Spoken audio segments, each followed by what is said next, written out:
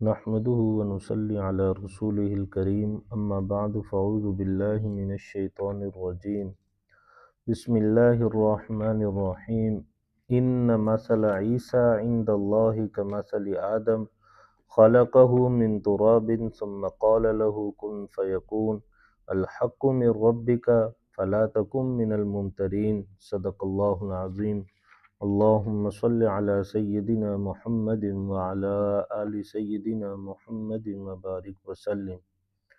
اللہ تعالیٰ کے نزدیک عیسیٰ علیہ السلام کی مثال آدم علیہ السلام جیسی ہے۔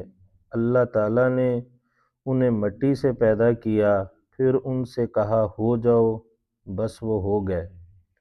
حق وہی ہے جو تمہارے رب کی طرف سے آیا ہے، لہذا شک کرنے والوں میں شامل نہ ہو جانا۔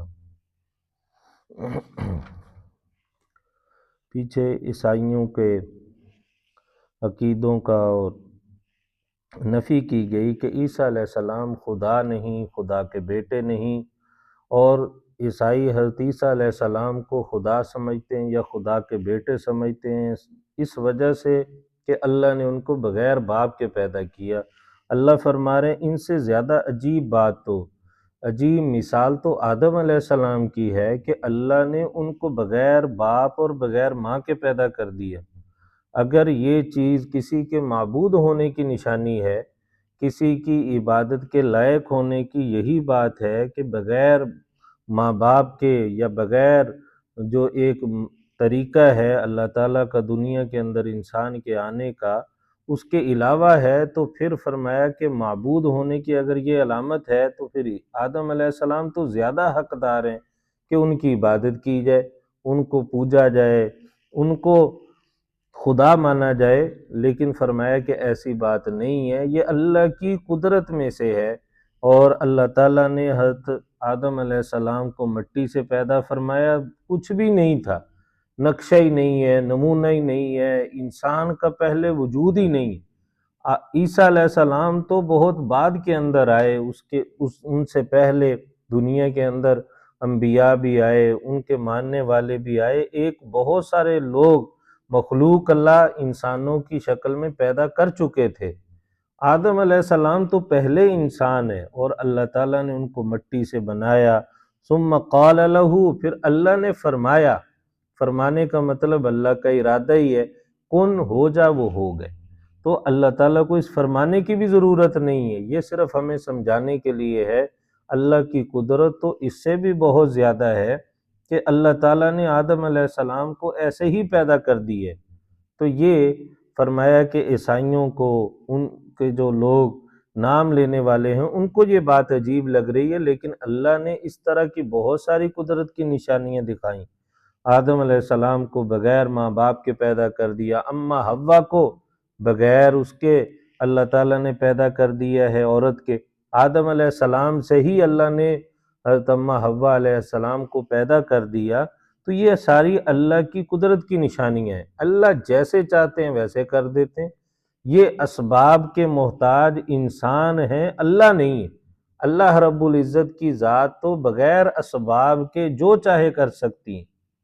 تو یہ ظاہر ہے عیسیٰ علیہ السلام اگر بغیر باپ کے حضرت مریم سے پیدا ہو گئے ہیں تو یہ کوئی اتنی عجیب بات نہیں ہے، اس سے بڑے بڑے واقعات بھی ہو چکے ہیں، تو اس کی طرف توجہ دلائی جا رہی ہے۔ فرمایا الحق من ربک، حق تیرے رب کی طرف سے ہے کہ اللہ نے ان کو نبی اور رسول بنا کے بھیجا ہے، یہی بات حق اور سچ ہے۔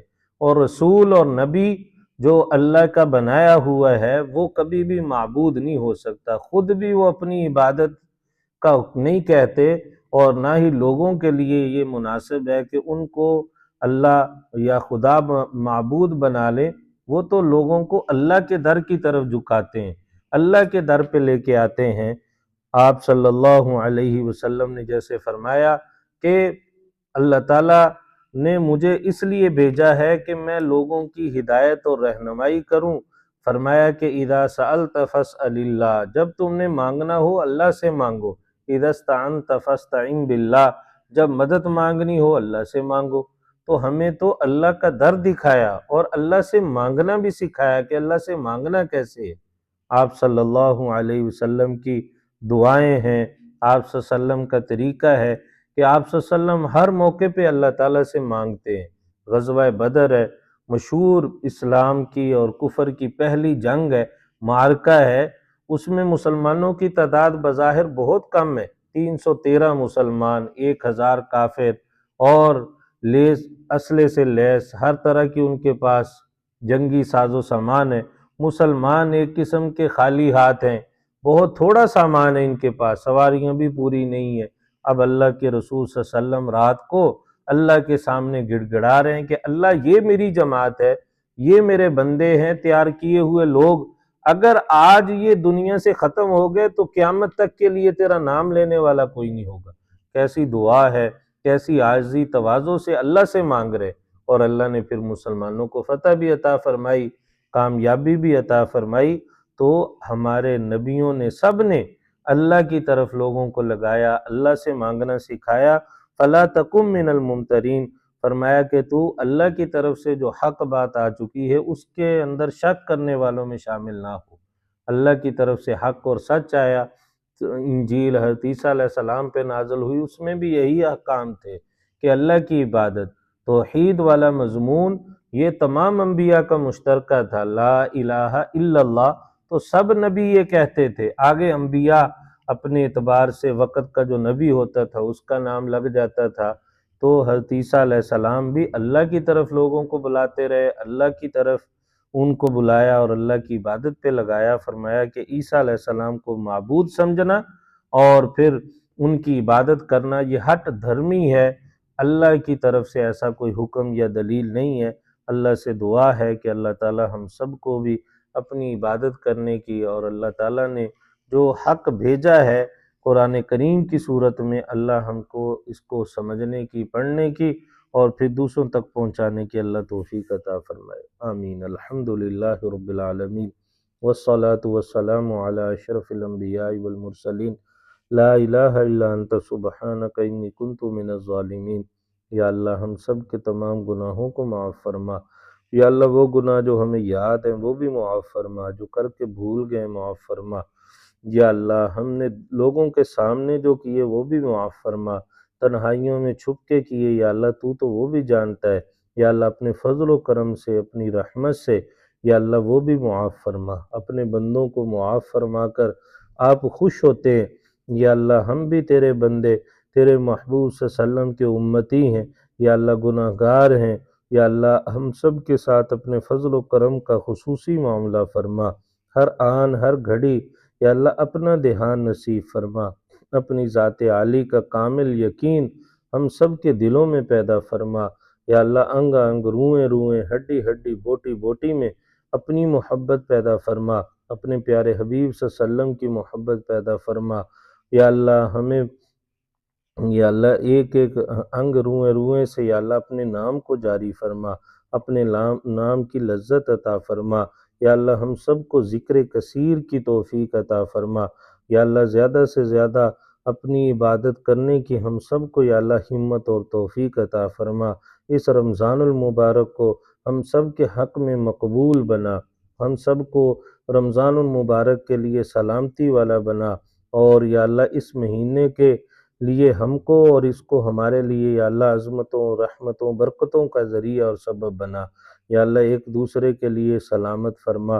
یا اللہ ہم سب کی تمام پریشانیوں کو ختم فرما، جہاں کہیں مسلمان پریشان ہے یا اللہ سب کی پریشانیوں کو ختم فرما، جہاں مظلوم ہے یا اللہ انہیں ظالمین کے ظلم سے نجات عطا فرما، تمام اسلامی ممالک کی حفاظت فرما، امت مسلمہ کو وحدت نصیب فرما۔